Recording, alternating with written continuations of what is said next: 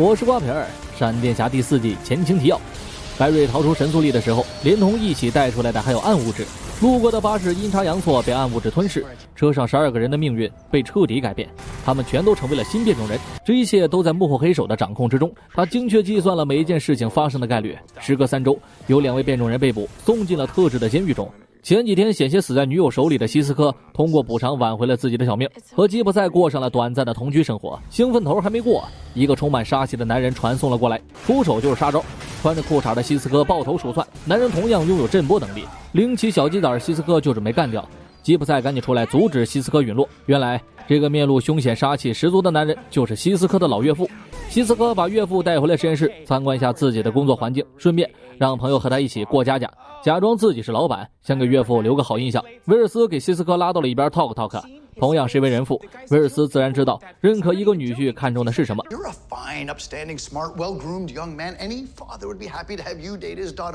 打了希斯科的脸后，告诉他要做真实的自己，要对吉普赛的心是真诚的，一切都会水到渠成。希斯科这边取悦老丈人的事告一段落，大伙开始调查司机，却发现司机已经身亡。随身遗物上的一个名片吸引了白瑞。拉尔夫·迪布尼，这可是白瑞当年的死对头。自从当年被踢出警局后，拉尔夫干起了私家侦探，做事手段以脏为主，追查什么出轨偷人就是家常便饭。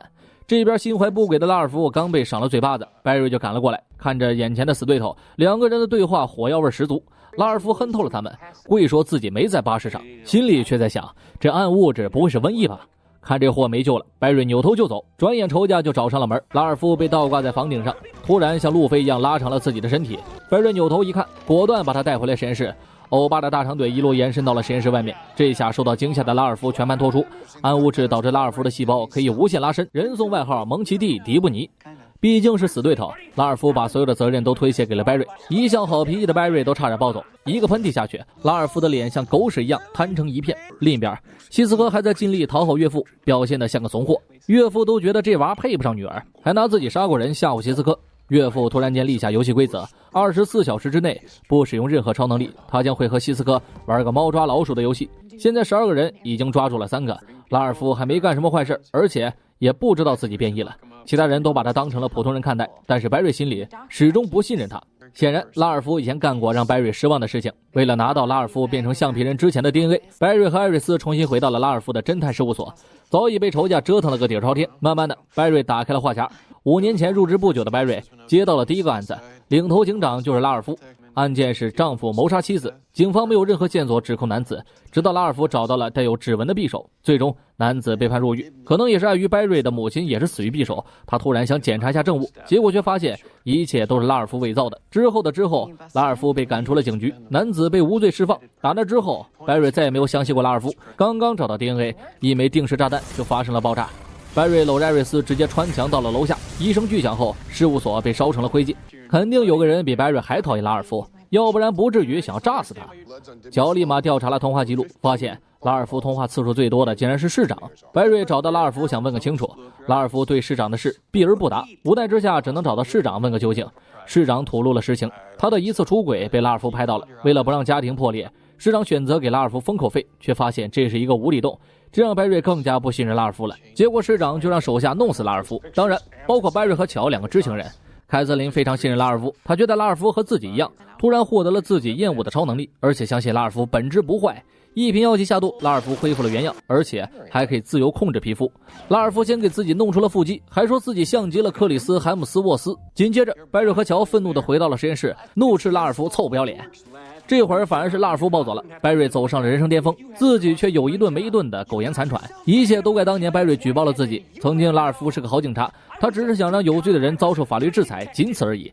伪造证据是他最后的办法。拉尔夫相信市长也不是好鸟，要点钱当养老金也不足为怪。只是拉尔夫并不知道白瑞是闪电侠，2个人甚至动起了手。另一边，岳父早已开始猎杀希斯科，为了活命，希斯科玩起了碟中谍，但这普普通通的高科技根本困不住岳父，吓得希斯科撒腿就跑。岳父看见了白天的录像，看见拉尔夫的时候，他瞬间暴走。橡胶人曾经毁了他的地球，希斯科有惊无险地活了下来。乔带着啤酒和白瑞谈心，其实白瑞心里一直有些惭愧。拉尔夫当年只是为了把犯人绳之以法，和闪电侠干的事大同小异，但他就是抹不开面子向拉尔夫道歉。也就在这个时候，市长派来的杀手把自己送上了门。小杀手并不能把闪电侠怎么样。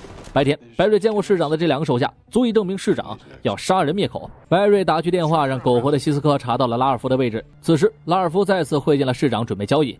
不甘心被白瑞瞧不起，拉尔夫这次是来销毁证据的，他不想活在阴影里。市长却依旧想要杀人灭口，只可惜拉尔夫现在刀枪不入，子弹当鼻屎。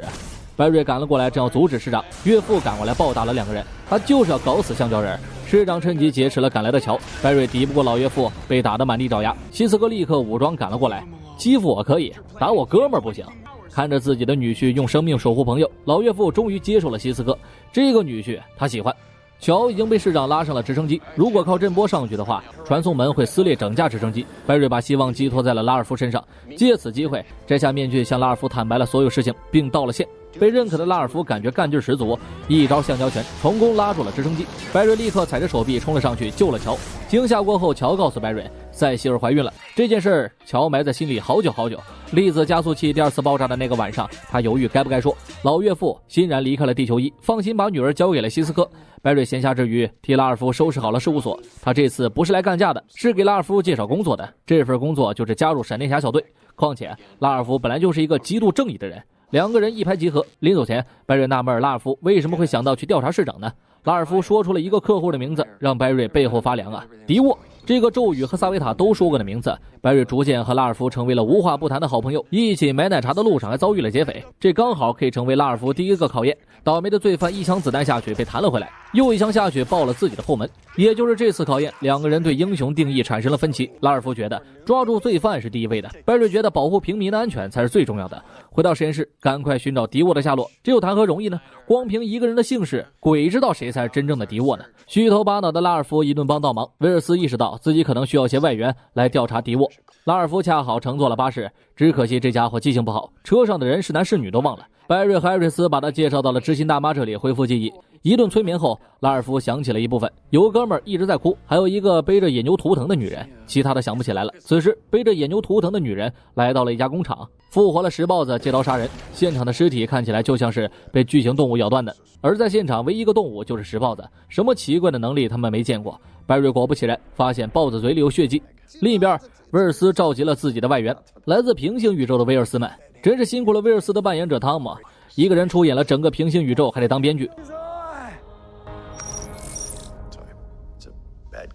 希斯科万万没有想到，威尔斯就连朋友都是自己。关于石豹子这边，暗物质是必不可少的。受害者是个拍卖师，前不久刚刚卖了一个野牛项链，而且这个项链还必须由3部分组成，也就是说还有2个受害者。拉尔夫穿上了自己的战衣，弹性超好的连体雨衣。此时野牛女人已经开始施暴了，她复活了身边的骑士，正要拿走项链，白瑞和拉尔夫赶到。为了保护受害者，白瑞只能放走了野牛。好在监控拍下了野牛的面貌，他叫米娜，曾经是个老师，因为在博物馆里偷了苏族的文物被开除，现在却变成了激进分子。拉尔夫对白瑞放走米娜的事情耿耿于怀，他觉得抓住罪犯应该是最重要的。威尔斯这边毫无进度，平行宇宙的自己看起来非常不靠谱，骂走了所有人后，他决定继续靠自己。这个时候乔传来了消息，装甲车正在押送文物，车上有项链的第2部分。白瑞和拉尔夫再次赶到，这回复活的是个蜡像，一拳打飞了白瑞。拉尔夫坚持自己的立场，选择去追击米娜。白瑞被偷袭之后摔断了肋骨，连带着一些倒塌的电线杆子正砸向了平民。白瑞根本站不起身子，于是指挥拉尔夫去救人。拉尔夫为了不放走米娜，选择了拒绝，也阴差阳错的把米娜弄晕了过去。电线杆子压断了小女孩的腿，这都是因为拉尔夫的固执造成的。女孩被送进了医院，如果电线杆子偏一点，孩子就死了。拉尔夫满心自责，满眼全是后悔。另一边，威尔斯一个人闭门修行，独自调查迪沃。希斯科发现了事件的根源，威尔斯之所以没有朋友，是因为他打心里就不喜欢相信其他威尔斯，尝试将心比心，也许威尔斯们会给他帮助。威尔斯给自己们道了歉，在威尔斯的带领下，其他几个威尔斯也相继接受了对方。3个威尔斯开始利用自己的所有优势进行调查，而拉尔夫还在无尽的自责。他当私家侦探的时候，根本不用担心百姓的安全，只要是一顿实锤就能够赚钱生活。加入小队后，他成为了一个英雄，需要为整个城市操心，这对他来说太难了。白瑞作为一个过来人告诉他，英雄道路绝对不是一帆风顺的，遇到了困难你可以找我帮忙，我就是你的知心大妈。晚上，米娜被关进了监狱，从身上掏出曲别针就撬开了手铐，操纵着穿着警服的假人协助自己越了狱。米娜来到博物院盗取了第3部分，早有准备的白瑞拉尔夫赶了过来，这次他复活了霸王龙的骨架，这种玩意白瑞也没有对付过呀。两个人是手足无措，拉尔夫刚刚拦下了米娜，转眼看去，管理员马上就被霸王龙吞了。拉尔夫立刻选择救人，好在拉尔夫刀枪不入，能让霸王龙当泡泡糖嚼着玩。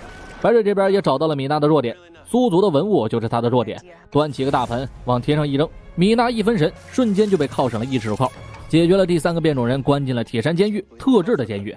拉尔夫知道了米娜是为了把族人的东西带回去，于是偷偷的把属于他们的东西打包快递，顺丰到付。这也是无形之中当了一次匿名英雄。拉尔夫终于当上了真正的英雄，他偷偷来到病房看望女孩，把自己的手当动物气球哄女孩开心。另一个好消息传来了，经过几个威尔斯连夜研究，他们终于锁定了敌我。这是一个极度低调的男人，平日里当着大学教授，殊不知身份被发现这件事儿也全部都在敌我的掌控之中。他和妻子完美的伪装，硬是唬住了白瑞。我是瓜皮儿，我们下期见。